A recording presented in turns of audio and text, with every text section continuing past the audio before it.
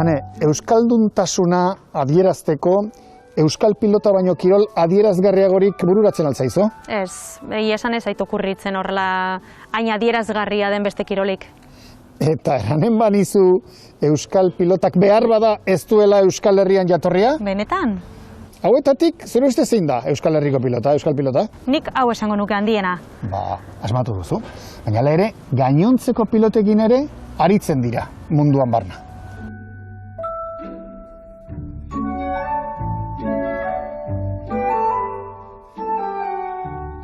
Jose Mari, jende haunitzek betidanik objektu borobilekin, esferikoekin jokatu izan du, baina noizkoa da pilotaren jatorria? Ez dakigu, seguru. Badakigu, dela 5.000 urte greguak jokatzen zutela, egipziarrak jokatzen zutela, sumeriarrak ere jokatzen zutela, eta txinatarrak ere jokatzen zutela.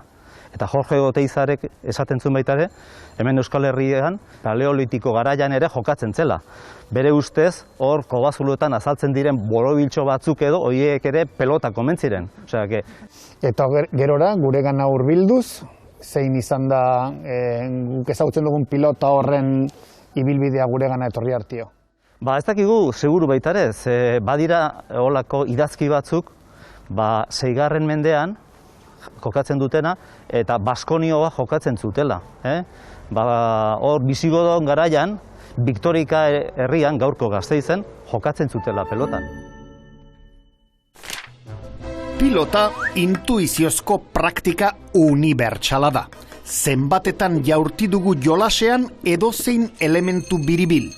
Izan harria, fruitua, jaso, bildu eta jaurtitzea gizakiaren jatorritik ohikoa izan da. Pilota jokoa ordea, dokumentuek diotenez, etzen Euskal Herrian sortu, Frantzian baizik eta hori adierazten duten hainbat datu esanguratsu dago. Erraterako, 1150ean lehen aldiz idatzitako pilot eta pelot hitzak azaldu dira.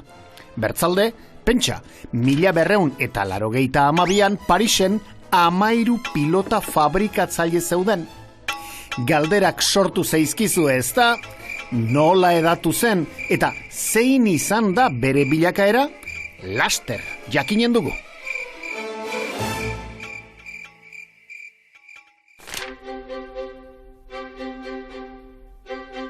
Hala ere, guregana etorri den kontua izan da, Jeu de Pomaren bitartez, Frantzian barna, ezta?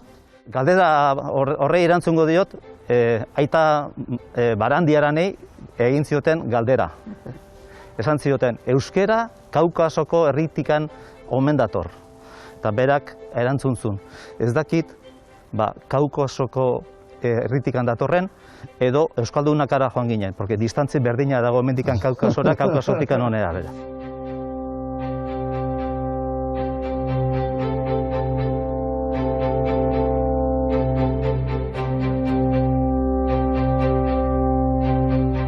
Eta hain jatorri zaharra izan da eta nazioartekoa, ez? Badago euskal jatorria daukan modalitaterik edo ez? Herri bakoitzak eman dio bere nortasuna. Pelotaren tamainua, pisua, hor dago diferentzia. Arauak berdinak dira.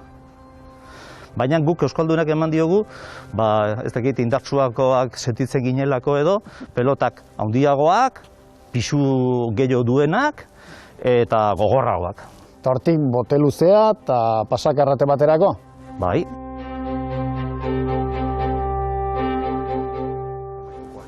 Nola da, bote luze errate baterako, nola egiten da? Zelai edo plaza batean.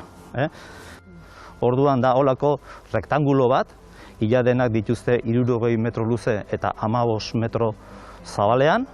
Erdiparean egiten da marra bat, eta marra hori da bakarrikan sakea gainditzeko. Horregatikan izena du bote luzea. Luze atera berdelako, bi iskinetatikan, eta lehenago bote egin behar duelako.